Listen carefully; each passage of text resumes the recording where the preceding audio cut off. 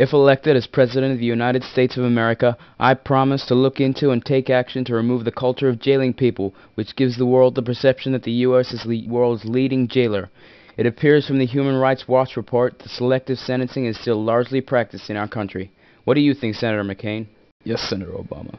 The Human Rights Watch report makes our beloved country look uncivilized. Senator Obama, you mentioned the issue of selective sentencing. Have you heard of someone receiving a jail sentence of 52.5 years without parole in the United States of America? What? 52.5 years? Where was this? In my own state of Arizona, I heard the case of Anant Tripati. I do not remember the details. Yes, I remember that name.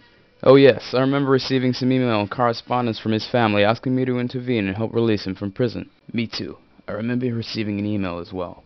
What disturbed me most was that the state of Arizona judges and state officials deliberately fabricated and falsified evidence to put AKT behind bars. I wish I had the details of AKT's case because I believe that his case is relevant to issues such as selective sentencing and human rights abuse in the USA.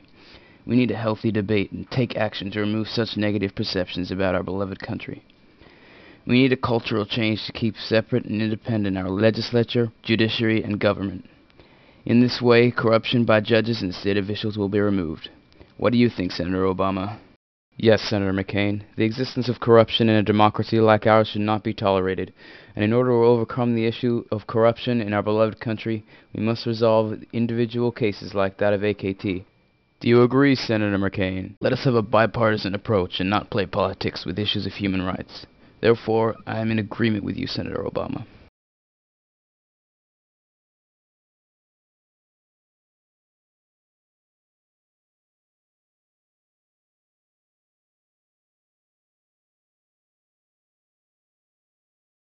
Well, Senator McCain and Senator Obama, here are some documents proving how the judges and state officials in the state of Arizona are corrupt and give the USA a bad name.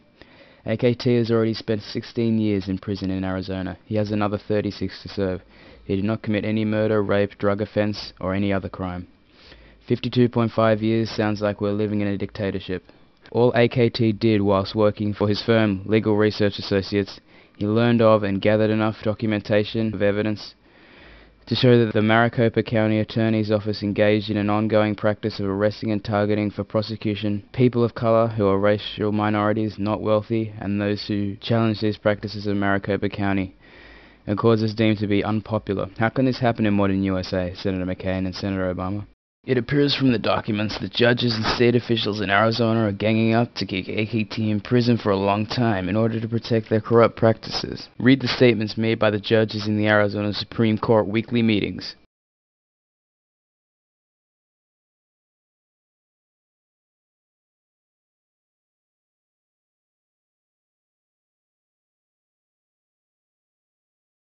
We have received more petitions from AKT.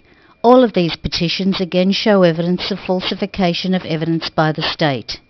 We want AKT to die in prison to protect our own interests. Why did the county attorney and attorney general staff not play by the law and rules? I promise, Ron Reinstein, Jonathan will never review any claims made by AKT.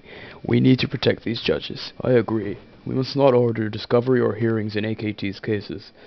If hearings are held, these judges, the lawyers for the state, and prosecutors will have their careers ruined. We can sacrifice AKT to protect our own people and legal fraternity from being ruined or jailed.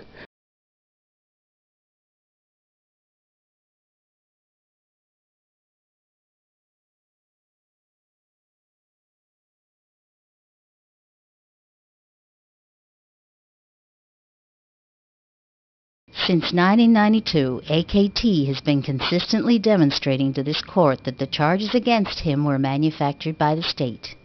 If he succeeds, then we are in trouble and will be held accountable. We want AKT in prison until the year 2044. Under no set of circumstances must AKT receive any relief. Judges Sheldon, John, Maurice, Ann, and I have promised Judges Ron Reinstein, Jonathan Schwartz, Gregory Martin, and Michael O'Melia that we will not grant AKT any relief. Before Judge Michael Ryan, Ruth McGregor, and Rebecca White Birch left this court for the Supreme Court, we promised them that AKT will never get any hearings. Judges Jefferson, Langford, James Soult, and others have kept their word and banded together. So please, when you decide any case involving AKT, make sure your findings are for the state and give AKT no relief. Ehrlich is correct. If we allow AKT to get hearings, we will ruin the lives of Judges Ron Reinstein, Jonathan Schwartz, Gregory Martin, Michael O'Melia, and others.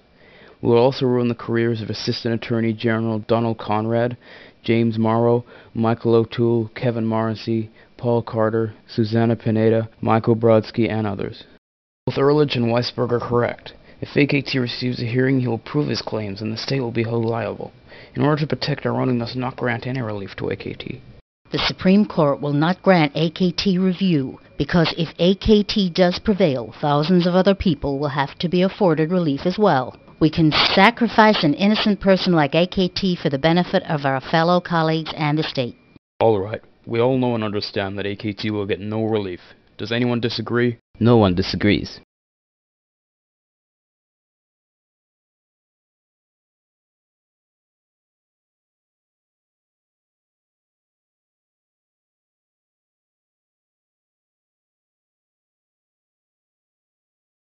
We have a serious challenge to our powers by AKT.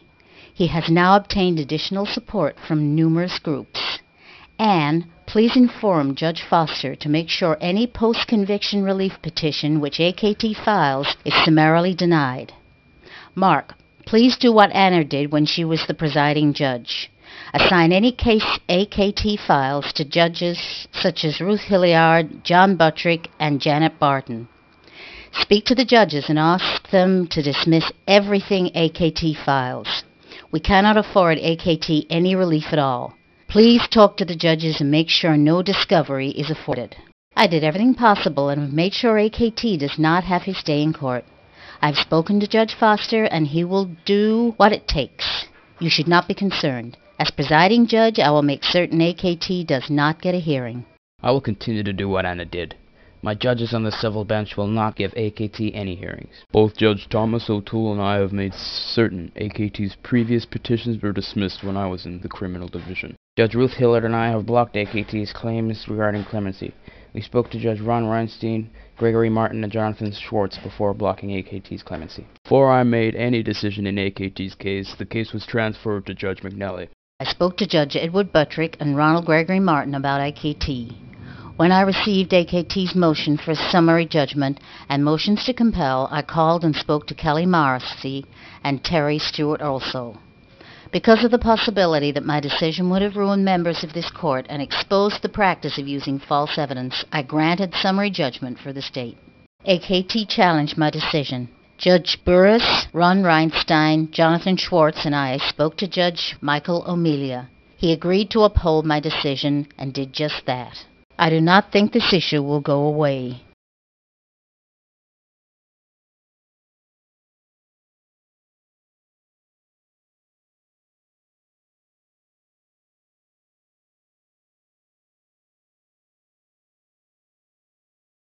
It appears from the information provided that the state of Arizona is hell-bent in destroying AKT so that their own deeds are covered up and not exposed to the general public.